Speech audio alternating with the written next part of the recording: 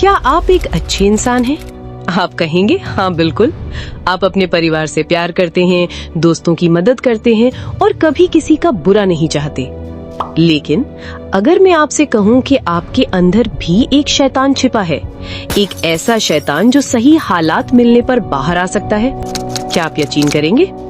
आज हम एक ऐसे ही मनोवैज्ञानिक प्रयोग की गहराई में उतरेंगे जिसने इंसानियत को हिला कर रख दिया था। एक ऐसा प्रयोग जो हमें ये सोचने पर मजबूर करता है कि अच्छे और बुरे के बीच की रेखा कितनी धुंधली है। ये कहानी है द लूसिफर इफेक्ट की और इसके पीछे के विवादास्पद स्टैनफोर्ड प्रिजन एक्सपेरिमेंट की। मैं हूँ आपका होस्ट और आज हम इंसान के मन के सबसे अंधेरे कोनों की यात्रा पर चलेंगे। भाग 1, प्रयोग की शुरुआत। साल था 1971। स्टैनफोर्ड यूनिवर्सिटी के एक युवा और उत्साही प्रोफेसर डॉक्टर फिलिप जिम्बार्डो एक सवाल का जवाब ढूंढना चाहते थे। सवाल ये था कि जेल का माहौल क्या वाकई इंसानों को बदल देता है? क्या जेल के गार्ड स्वभाव से ही क्रूर होते हैं या जेल का माहौल उन्हें वैसा बना देता है? इस सवाल का जवाब पाने के लिए उन्होंने एक बहुत ही अनोखा और साहसी प्रयोग करने का फैसला किया। उन्होंने स्टैनफोर्ड यूनिवर्सिटी के साइकोलॉजी डिपार्टमेंट के बेसमेंट को एक नकली जेल में बदल दिया। ये कोई मामूली जेल नहीं थी। इसमें असली जेल की तरह छोटी छोटी कोठरियां थीं, एक सॉलिटरी कन्फाइनमेंट के लिए द होल नाम की अंधेरी कोठरी थी और गार्ड्स के लिए अलग एरिया था। अब जरूरत थी कैदियों और गार्ड्स की। अखबार में एक विज्ञापन दिया गया। जेल जीवन पर एक मनोवैज्ञानिक अध्ययन के लिए पुरुष कॉलेज छात्रों की आवश्यकता है, $15 प्रतिदिन। 70 से ज्यादा आवेदन आए। इनमें से 24 स्वस्थ, समझदार और मानसिक रूप से स्थिर छात्रों को चुना गया। ये सभी साधारण अच्छे घरों के लड़के थे, किसी का कोई क्रिमिनल रिकॉर्ड नहीं था। अब सबसे महत्वपूर्ण कदम, सिक्का उछालकर पूरी तरह से रैंडम तरीके से इन 24 में से आधे छात्रों को कैदी और आधे को गार्ड की भूमिका दी गई। याद रखिए, इन दोनों ग्रुप्स में शुरुआत में कोई अंतर नहीं था, वे सब एक जैसे थे। भाग 2, पहचान का अंत। डॉक्टर जिम्बार्डो जानते थे कि माहौल को असली बनाने के लिए इन छात्रों की व्यक्तिगत पहचान को खत्म करना होगा। इसे मनोविज्ञान में डी इंडिविजुएशन कहते हैं, यानी जब आप अपनी पहचान खोकर एक समूह का हिस्सा बन जाते हैं। गार्ड्स को खाकी यूनिफॉर्म, सीटी, डंडा और सबसे जरूरी चीज मिरर वाले सनग्लासेस दिए गए। इन चश्मों का मकसद था कि कोई भी कैदी उनकी आंखों में न देख सके। आंखें आत्मा का आईना होती हैं और जिम्बार्डो इस आईने को ढक देना चाहते थे। उन्हें पूरी शक्ति दी गई कि वे जेल में व्यवस्था बनाए रखें, लेकिन शारीरिक हिंसा की मनाही थी। वहीं दूसरी तरफ कैदियों के साथ जो हुआ वो और भी चौंकाने वाला था। प्रयोग को असली बनाने के लिए असली पालो एल्टो की पुलिस की मदद से उन छात्रों को उनके घरों से गिरफ्तार किया गया जैसे वे असली अपराधी हों। उन पर सायरन बजाती गाड़ियों में आरोप लगाए गए, हथकड़ियां पहनाई गईं और जेल लाया गया।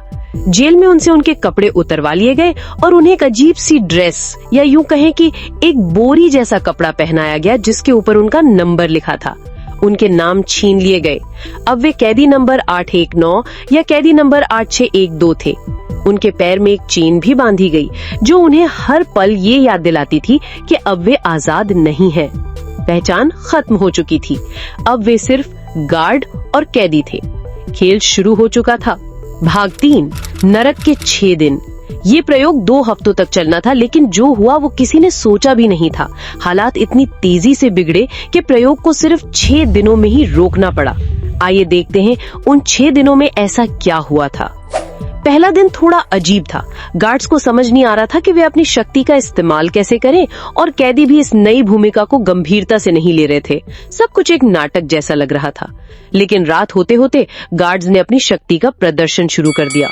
उन्होंने कैदियों को रात 2:30 पर उठाया, उनसे पुशअप्स करवाए और उन्हें छोटी छोटी बातों पर सजा देना शुरू कर दिया। दूसरा दिन, द रिबेलियन। दूसरे दिन सुबह कैदियों ने विद्रोह कर दिया। उन्होंने अपनी नंबर प्लेट्स फाड़ दी, दरवाजों पर बिस्तर लगाकर उन्हें ब्लॉक कर दिया और गार्ड्स का मजाक उड़ाया। ये देखकर गार्ड्स हैरान रह गए। उन्हें लगा कि उनकी सत्ता को चुनौती दी जा रही है। उन्होंने इसका जवाब बेहद क्रूरता से दिया। उन्होंने फायर एक्सटिंग्विशर्स से कैदियों पर ठंडी कार्बन डाइऑक्साइड की बौछार कर दी। उनके कपड़े छीन लिए, बिस्तर बाहर फेंक दिए और विद्रोह के सरगना को द होल में डाल दिया, यानी अंधेरी कोठरी में। इसी पल खेल खत्म हो गया और हकीकत शुरू हो गई। गार्ड्स को समझ आ गया था कि वे कुछ भी कर सकते हैं। तीसरा और चौथा दिन, दी एस्केलेशन। अब गार्ड्स और भी ज्यादा क्रिएटिव और सैडिस्टिक यानी दूसरों को पीड़ा देकर खुश होने वाले हो गए थे। वे कैदियों को सोने नहीं देते, उन्हें टॉयलेट इस्तेमाल करने के लिए बाल्टियों का उपयोग करने पर मजबूर किया और फिर उन बाल्टियों को साफ भी करने नहीं दिया। कोठरियों में बदबू फैलने लगी। उन्होंने मनोवैज्ञानिक यातना देना शुरू कर दिया। कुछ कैदियों को अच्छी सेल में रखा और उन्हें इनाम दिया ताकि कैदियों के बीच फूट पड़ जाए। कैदी टूटने लगे। कैदी नंबर 8612 मानसिक रूप से इतना परेशान हो गया कि वे पागलों की तरह चीखने चिल्लाने लगा। उसे प्रयोग से निकालना पड़ा। डॉक्टर जिम्बार्डो ने खुद उसे ये कहकर शांत करने की कोशिश की कि तुम एक अच्छे कैदी हो, ये भूलकर कि वे एक स्टूडेंट है, कैदी नहीं। जिम्बार्डो खुद अपने जेल सुपरिटेंडेंट के रोल में डूब चुके थे। 5वां दिन, द ब्रेकिंग पॉइंट। 5वें दिन तक कैदी पूरी तरह से टूट चुके थे। वे ज़ॉम्बी की तरह बन गए थे जो गार्ड्स के हर आदेश का पालन करते थे। उनमें विद्रोह की कोई भावना नहीं बची थी। एक कैदी ने भूख हड़ताल शुरू कर दी। गार्ड्स ने उसे द होल में बंद कर दिया और दूसरे कैदियों से कहा कि अगर वे अपना खाना नहीं छोड़ेंगे तो ये कैदी पूरी रात द होल में रहेगा। आपको जानकर हैरानी होगी कि ज्यादातर कैदियों ने अपना खाना चुना। इसी दिन डॉक्टर जिम्बार्डो की गर्लफ्रेंड और साथी मनोवैज्ञानिक क्रिस्टीना मैस्लैक प्रयोग देखने आई। जब उन्होंने गार्ड्स को कैदियों को लाइन में लगाकर उनके सर पर थैले डालकर टॉयलेट ले जाते हुए देखा तो वे दहल गईं। उन्होंने जिम्बार्डो से कहा, तुम इन लड़कों के साथ जो कर रहे हो वो भयानक है। ये लड़के नहीं हैं, ये कैदी हैं और तुम जेलर बन चुके हो। भाग 4, प्रयोग का अंत और लूसिफर इफेक्ट का जन्म।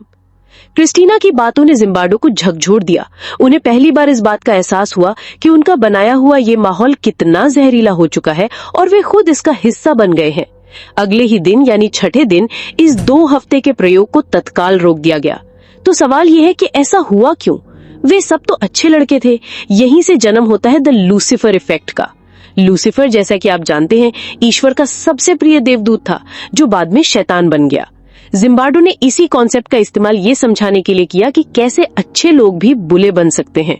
उनका सिद्धांत ये नहीं है कि हमारे अंदर कोई छिपा हुआ राक्षस है। उनका सिद्धांत है कि बुरे सेब नहीं होते बल्कि बैरल ही बुरा होता है, यानी इंसान बुरा नहीं है, हालात उसे बुरा बना देते हैं। इसके पीछे कई मनोवैज्ञानिक कारण काम कर रहे थे। शक्ति का नशा, गार्ड्स को असीमित शक्ति दी गई थी और शक्ति भ्रष्ट करती है। पहचान का खोना, यूनिफॉर्म और नंबरों ने उनकी व्यक्तिगत पहचान और जिम्मेदारी की भावना को खत्म कर दिया था। अमानवीयकरण, गार्ड्स ने कैदियों को इंसान समझना बंद कर दिया था। वे उन्हें सिर्फ नंबर या जानवर के रूप में देख रहे थे, जिससे उन पर अत्याचार करना आसान हो गया। अनामिकता, मिरर वाले चश्मों ने गार्ड्स को एक अनामिक चेहरा दिया, जिससे वे और भी क्रूर बन गए। चुप रहने की बुराई, कुछ गार्ड्स ऐसे भी थे जिन्होंने सीधे तौर पर अत्याचार नहीं किया, लेकिन उन्होंने अत्याचारी गार्ड्स को रोका भी नहीं। उनकी चुप्पी भी इस क्रूरता में भागीदार थी। भाग 5, असल दुनिया से कनेक्शन, अबू गरीब।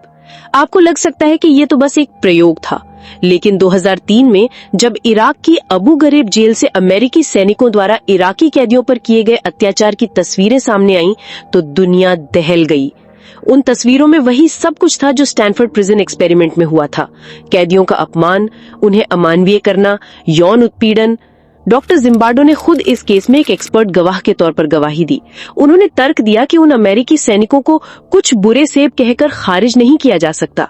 असल में अबू गरीब जेल का माहौल, वहां का सिस्टम और वहां के हालात ही बुरा बैरल थे जिसने उन साधारण सैनिकों को राक्षस बना दिया था। भाग 6, सिक्के का दूसरा पहलू, हीरो कैसे बने। यहाँ तक की कहानी बहुत निराशाजनक लगती है।